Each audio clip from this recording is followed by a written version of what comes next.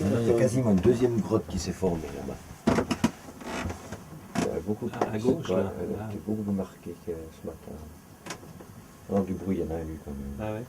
Puis il y a pas il y a quand même pas mal de glaçons qui flottent. Ah ouais, justement. Ouais, alors j'ai vraiment bien dormi quand j'ai rien entendu.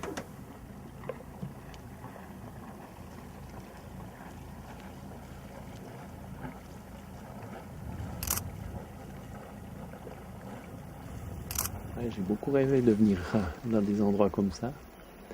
Et que ça soit là, c'est vraiment fantastique. J'ai bien pensé que ce ne serait pas possible pendant longtemps. Et puis, c'est vrai que maintenant, c'est vraiment la première fois que je suis dans un endroit où il n'y a aucun moyen d'imaginer un traitement, la dialyse. Les autres endroits, on peut toujours trouver, mais là vraiment pas. C'est vraiment loin de tout.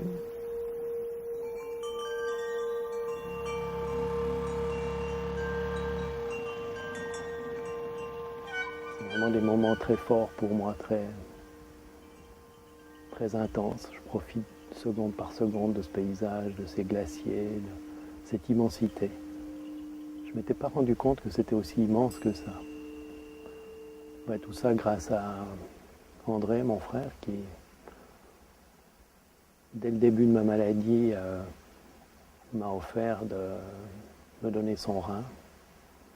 Alors, j'ai mis du temps à accepter, j'ai mis du temps à me décider aussi pour d'autres raisons.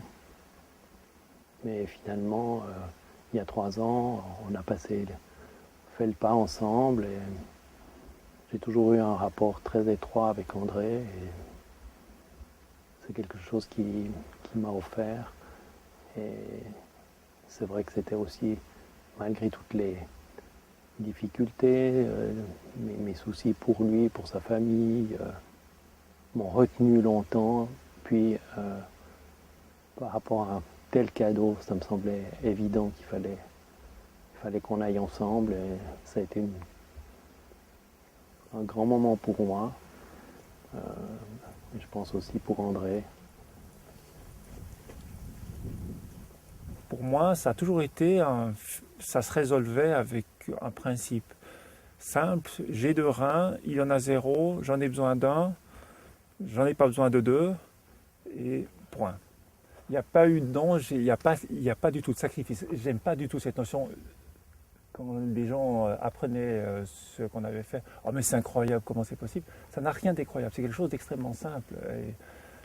Si j'ai aussi été d'accord de venir ici avec des gens qui nous filment pour raconter ce qu'on a vécu, c'est pas parce que c'est une aventure exceptionnelle, c'est parce que je suis profondément convaincu que c'est une histoire simple, banale, c'est une histoire que n'importe qui peut vivre. C'est une banalité. Et c'est une banalité. On ne doit pas dire que c'est une exception. C'est pas Paris Hilton qui vient se montrer. C'est un kidam X qui peut être n'importe qui d'autre, qui après peut vivre une expérience avec son frère, revivre des choses qu'on a vécues lorsqu'on était gosse et qu'on peut vivre maintenant, alors que pendant quelques années, on n'a plus pu faire des choses ensemble. Et on a plaisir de partager un certain nombre de choses. On sent bien que vous avez bien partagé la nature. La nature pour nous est physique, c'est dehors. Ouais. Ah, c'est physique. Ah, c'est pas intellectuel seulement.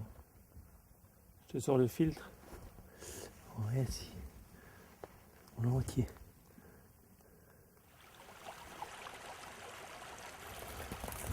Mais la greffe n'a pas fondamentalement changé le sentiment qu'on a l'un pour l'autre. Très transitoirement sur le moment, mais actuellement, je pense que c'est un peu la même relation qu'on a toujours eue.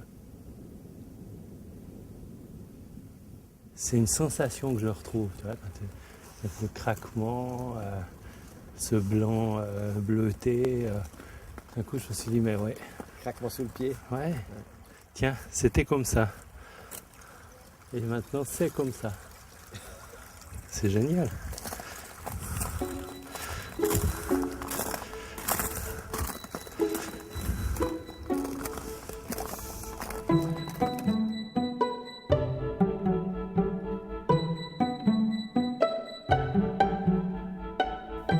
Mais ça, c'est la vraie liberté retrouvée. C'est celle que, même si tu peux voyager quand tu es dialysé, c'est sûr, on peut tout arranger, mais pas des choses comme ça. Et ça c'est vraiment, je peux dire, cette fois, là, je suis vraiment libre. Il y a... Ça te Il y a pèse plus rien. parce que c'est à la fois jouissif, Ah mais ça te non, fait un non. peu la trouille quand même, Ah parce non. que tu te dis on est quand même engagé. Ah non, c'est complètement jouissif. Oui, c'est un King Eider. C'est un Eider royal, un royal. Eider à tête grise. Oui, qui a la tête grise. Et pourquoi il vit au milieu des Regarde. autres? Non, mais ça doit être tous des à tête grise. Regarde, il est très très beau, il faut regarder. Non, mais toi, moi j'ai 5 mètres de Oh. fond, je suis obligé de regarder ce que je fais. Parce que... Mince pour toi.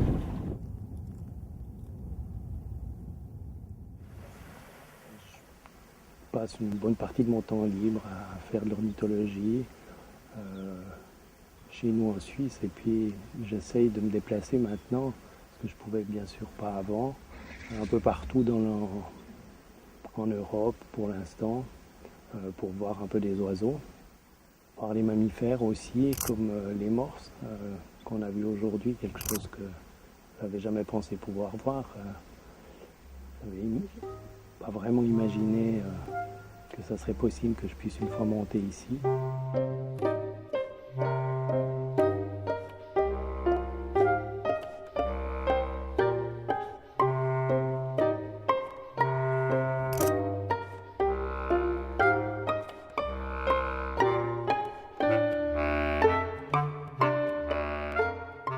Sur les risques quand même, un seul m'a fait un petit peu de souci, c'est de savoir comment je vivrais si mon rein ne fonctionnait pas. Donc, au fond, C'est-à-dire que si le don du rein, D'accord. pour une raison d'un problème infectieux, d'un éventuel rejet, ce rein ne servait à rien. C'était Et gratuit. c'est la question que je me suis posée, est-ce que dans ces circonstances-là, je tolérerais d'avoir fait tout ça pour rien? Et j'ai dû réfléchir quand même, parce que j'étais pas sûr de moi, que ça me passerait au-dessus aussi facilement que ça. C'est une grosse pression sur les équipes médicales, ça, qui doivent, en plus de ça, compte tenu de la rareté de la chose, réussir leur coup. Oui, je pense. Je me suis pas mis à leur place, Non, mais je pense. C'était pas ton problème.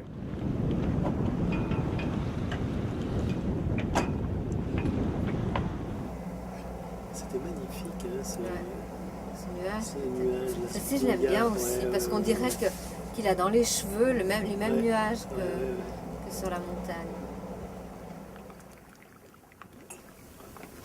Puis à côté de ça, la liberté, c'est que je peux tout manger. Avant, tu ne pouvais pas tout manger. Ah non, il y a du potassium dans toute chose, et puis comme on ne l'élimine pas, donc c'est dangereux, donc il faut limiter, il fallait limiter la boisson, excessivement limitée. Maintenant, je peux vraiment faire comme je veux. Ça, c'est J'ai souvenir, un gros bénéfice. c'était le truc qui était vachement important, c'est enfin je peux boire. Ouais. Tout au début, il se précipitait sur boire du jus d'orange et puis manger du chocolat. Mais heureusement que tu précises, parce que ça fait un peu vieille addiction, toi. Non, pas d'alcool.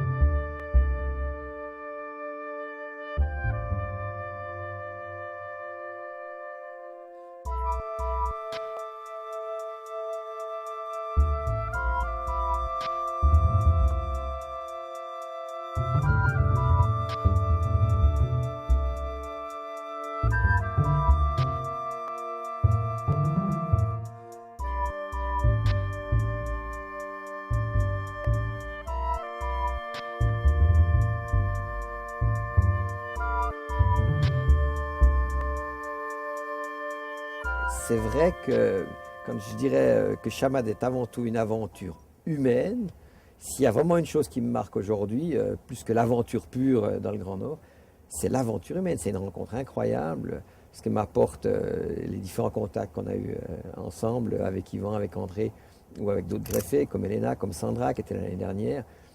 c'est tellement riche en termes humains. C'est des gens qui ont passé par une histoire tellement particulière, qui ont donc un regard particulier forcément sur la vie, que quand il y a des discussions, voire même quelquefois pas de discussion, ça passe dans un regard, ça passe dans un sourire, ça passe dans juste quelque chose.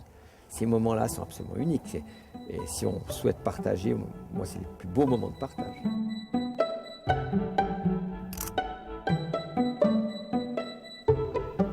La question, c'est pas d'être donneur, devenez donneur, c'est plutôt réfléchissez-y et puis ayez dans vos familles ensemble, mari, femme, la connaissance de ce que l'autre pense. Et il n'y a pas de bien ou de mal à donner ou à ne pas donner. C'est un choix qui doit être vraiment profond, personnel. Je crois que c'est vraiment là le message que j'aimerais faire transparaître dans ces moments ici au Spitzberg. C'est essayer d'y penser. C'est pas facile, hein, c'est pas facile, ça nous oblige à penser à notre propre mort. Mais je pense que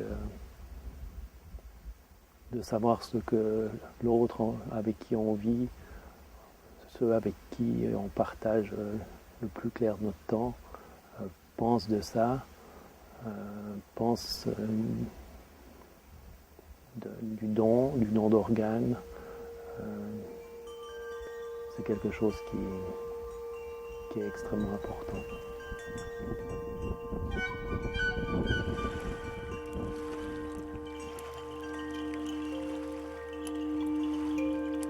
Ma qualité de vie n'a pas du tout changé. J'ai continué à partir à gauche, à droite, parfois dans des endroits aussi inhospitaliers qu'ici.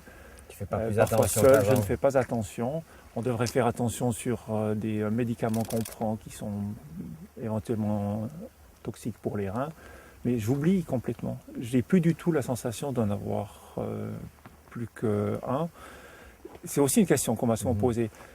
Comment tu te sens avec un seul? Ma réponse c'est comment tu te sens avec deux? On n'a aucune. On ne sait pas si on en a deux ou un. On ne sent pas les reins. Donc finalement, de ne pas en avoir un ne change rien. Et moi, je l'oublie. Je fais du sport. Je vis normalement. Complètement normalement, comme avant. Et ça n'a rien changé, si ce n'est que ça a probablement enrichi ma vie. Alors ça a enrichi ma vie d'une expérience fantastique. Sur le moment, qu'on oublie, c'est marrant, ce côté un petit peu mythique. Il y a un bout de moi qui va chez l'autre. Ça a un côté sorcier quelque part. Et ça m'a quand même tout au début touché. Je me suis dit, juste après, j'ai dit, ça c'est marrant. Je suis chez lui quand je lui disais salut. Je disais salut à une petite partie de moi. Je trouvais ça très très beau. Et puis maintenant, j'y pense plus du tout.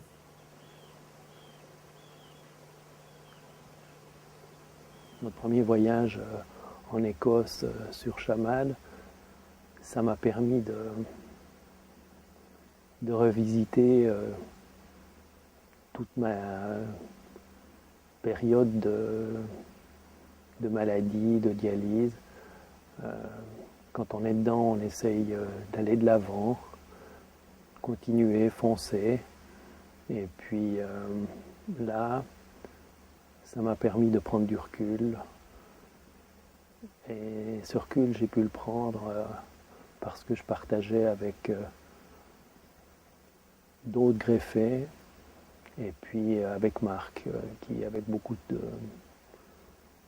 pudeur, de sensibilité, à discuter avec nous de ce qu'on a pu vivre pendant toutes ces années et après la greffe.